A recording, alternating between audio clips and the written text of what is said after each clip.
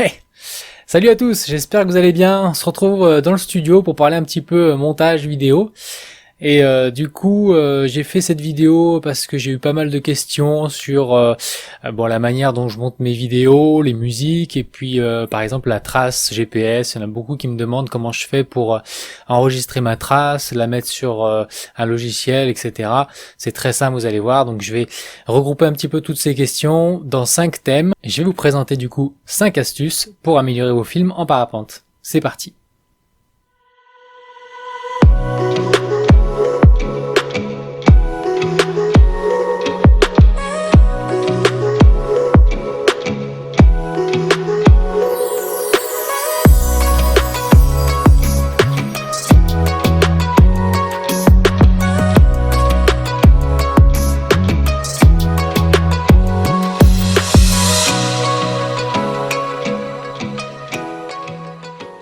Alors tout d'abord, quels sont les éléments importants qui font qu'une vidéo va susciter plus l'intérêt qu'une autre? Qu'est-ce qui fait que le spectateur va rester devant les images un petit peu plus longtemps?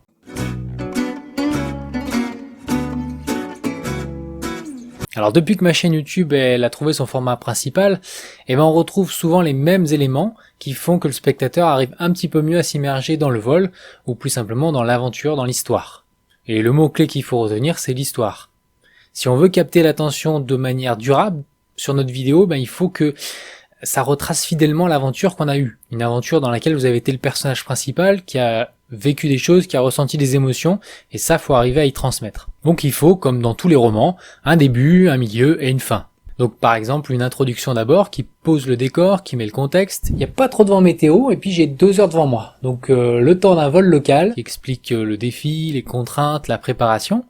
Cette partie elle est souvent oubliée, et pourtant elle est très importante, car si elle est de bonne qualité, le spectateur attend la suite avec impatience et du coup reste présent sur la vidéo. Ensuite on a le corps de l'histoire. Dedans vous mettez bien sûr vos images principales, vos musiques et surtout vos commentaires.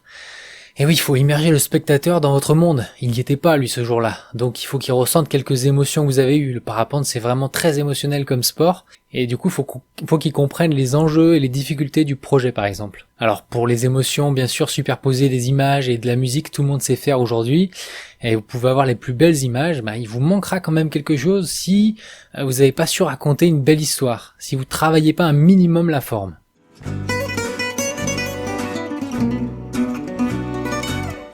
Alors c'est la question que j'ai eue le plus souvent.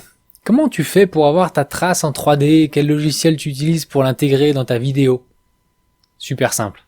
Alors la carte 3D, déjà ça permet de prendre du recul sur l'environnement, de un peu mieux se rendre compte du relief global, d'analyser facilement l'efficacité du pilote, du pilotage, etc. Pour débriefer un vol, c'est vraiment un support qui est pratique. Bon, tout d'abord il faut enregistrer sa trace. Donc moi, depuis 2 ans, j'ai utilisé différents outils, également pour la randonnée. Et au début, j'avais rien d'autre que le téléphone. Donc si vous avez que ça, il y a différentes applications qui enregistrent votre trace. Au début, j'utilisais un logiciel, une application qui s'appelle Osmand, OSM. Et là, du coup, faut bien choisir son intervalle. Donc 30 secondes pour faire une trace de randonnée et 1 à 5 secondes pour le vol. Ensuite, j'ai acheté une montre GPS, la Suunto Ambit Peak. Là. Et donc elle donne plein d'informations en vol qui me manquaient, comme la vitesse sol, l'altitude, elle bip un petit peu au vario. Elle vous donne la distance parcourue, bref c'est déjà pas mal quand on veut randonner léger pour démarrer. Maintenant je m'en sers toujours de boussole quand la trace elle est préchargée à l'avance, quand je vais sur un nouveau spot et que j'ai vraiment besoin de me repérer. Alors bien sûr maintenant les Suunto 8 elles sont plus perfectionnées, il y a un écran où vous pouvez vraiment voir la carte en temps réel, là où vous avez juste la trace, mais franchement ça fait le travail, ça m'a sorti de pas mal d'endroits, surtout en hiver quand vous avez la neige qui a recouvert le sentier. Et enfin je me suis équipé du coup depuis le mois de février d'un Searide, le 6nav version 3. Et là vous avez tout, vous avez les espaces aériens, ça vous affiche la finesse en temps réel, et toute la configuration est personnalisable, donc c'est vraiment un petit bijou et pour un poids ridicule. Donc je vais vous montrer ma procédure actuelle pour décharger ma trace, c'est très simple. Vous branchez votre câble sur l'ordinateur, et vous avez du coup tous vos vols qui sont téléchargés dans votre profil, et vous avez aussi un dossier sur l'ordinateur qui est ouvert, et à la date du jour vous allez récupérer le fichier GPX. Ça, c'est celui que j'exploite pour pouvoir le glisser dans sur le site web avery.com.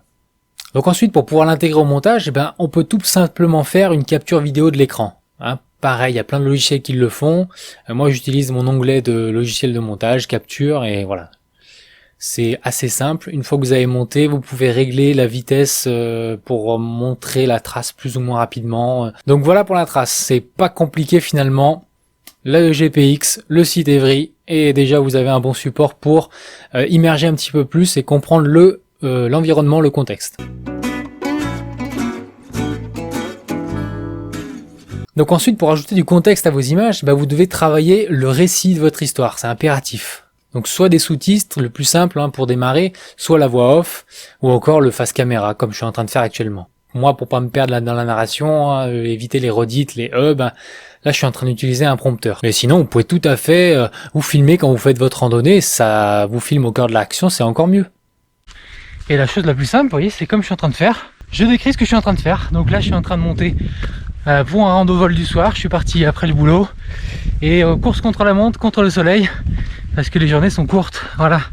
Je vais arriver bientôt au décollage. Voilà, papa. Vous décrivez un petit peu ce que vous faites. Si vous n'êtes pas très à l'aise sur une caméra, rien ne vous empêche de rajouter des sous-titres en post-production. Alors, ce sera moins vivant, mais ce sera toujours mieux qu'une vidéo qui a pas du tout de commentaires. Moi personnellement, je préfère maintenant regarder une vidéo qui fait 10-15 minutes avec des commentaires qu'une vidéo de 3 minutes qu'avec de la musique. Je suis arrivé sur la vue, mais je sais pas si ça va être le déco. En tout cas, ça a l'air trop beau. Ok, comment c'est trop classe. Alors bien sûr, tout ça c'est du boulot et ça dépend aussi le temps que vous êtes prêt à mettre sur votre vidéo. Et rappelez-vous seulement d'une chose, si vous mettez des commentaires, le son est plus important que l'image. Il faut vraiment que ça soit un son qui soit bien audible. À 2100 mètres, je suis à hauteur du Trail Mollard, Mont de la Coche, les 2 sommets que je voulais raccrocher dans mes rêves. En tout cas, c'est dans cette partie-là que vous allez mettre vos émotions, que vous allez transmettre à vos auditeurs ce que vous ressentez. Et c'est là que les gens vont pouvoir s'immerger et s'identifier à votre personnage, en l'occurrence vous. Et le but, c'est de transmettre vraiment des émotions. C'est vraiment de partager ce que vous ressentez. Alors, les émotions, c'est par l'image, c'est par la musique, mais rien ne vaut une belle description. Là, c'est trop beau. On est juste au-dessus de l'inversion. Il y a comme un miroir translucide. Donc voilà, les émotions, le partage et l'humanité. Retenez ça.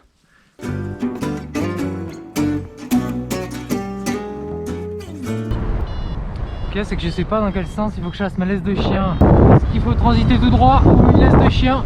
Par exemple, quand j'explique en live pendant mes vols, mes choix, mes doutes, lorsque je vole, un autre pilote se dit alors qu'il lui est peut-être arrivé une situation similaire, ou au moins une réflexion, une attitude similaire, et ça renforce du coup le lien qu'on pourrait appeler un lien immatériel entre le personnage et son spectateur.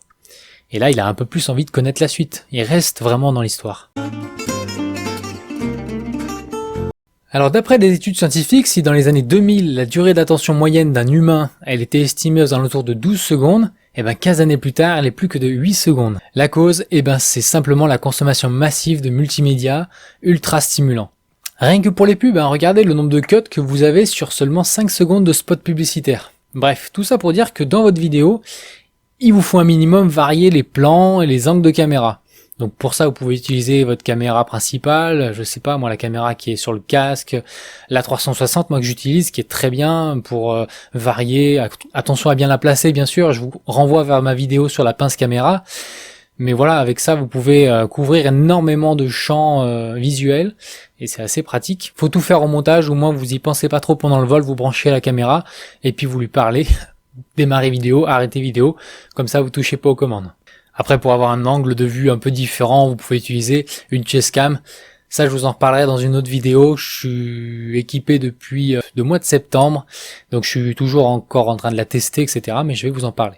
Bon là, pour le montage, je vous parle vraiment que d'astuces concernant la vidéo, mais dans le cadre du vol, bien sûr, en parapente, l'utilisation d'une caméra occupe une partie de la concentration, donc c'est à utiliser avec rigueur et parcimonie.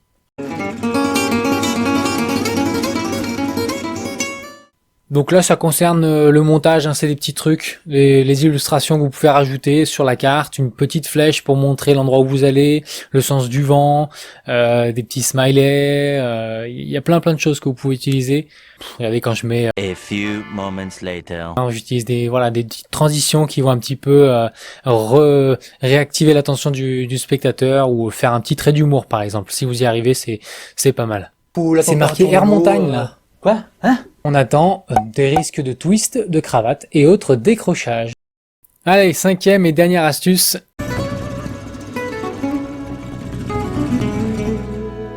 Eh ben, les musiques, évidemment. Rien de plus simple aujourd'hui d'intégrer une musique dans une vidéo, mais il faut que la musique elle soit adaptée à ce que vous êtes en train de montrer. La musique c'est pas indispensable, parfois il vaut mieux laisser un petit peu des pauses musicales pour recentrer l'attention sur l'action en cours. Juste les bruits de la nature. Là il y a quelques oiseaux. Voilà, si vous avez un bon micro, prenez quelques ambiances quoi. Et surtout bien choisir sa musique, c'est super important. Suivant l'émotion que vous voulez transmettre, il faut que ça colle avec l'action en cours. Plus la musique elle est rythmée, plus les plans doivent être dynamiques et variés. Sinon, il va y avoir un décalage. Au contraire, si vous voulez que le spectateur se sente détendu, qu'il contemple le paysage uniquement, vous utilisez une musique douce. Mais voilà, souvent, il n'y a pas qu'une seule musique qui convient à l'ensemble du montage. Donc, pendant que je marche, par exemple, on peut mettre une musique qui entraîne un peu. Et quand vous volez, ça dépend du vol que vous faites, bien sûr. Si vous faites un cross, vous pouvez mettre quelque chose de dynamique, parce que il y a de l'action, il se passe plein de choses, vous allez aux nuages, vous transitez, etc. Si c'est un vol rando, en général, c'est un peu plus calme, donc des musiques douces, c'est plus approprié, je trouve. Toujours le même principe, il faut que ça serve l'émotion, il faut que ça serve votre histoire. Allez, moi je vais me dépêcher de décoller parce que le soleil, il va partir dans 20 minutes, il sera de l'autre côté de la dent du chat. Maintenant, c'est à vous de jouer, à vous de faire des images, les travailler, les monter et surtout raconter. Racontez votre vol. L'essentiel, c'est vraiment de rester vous-même.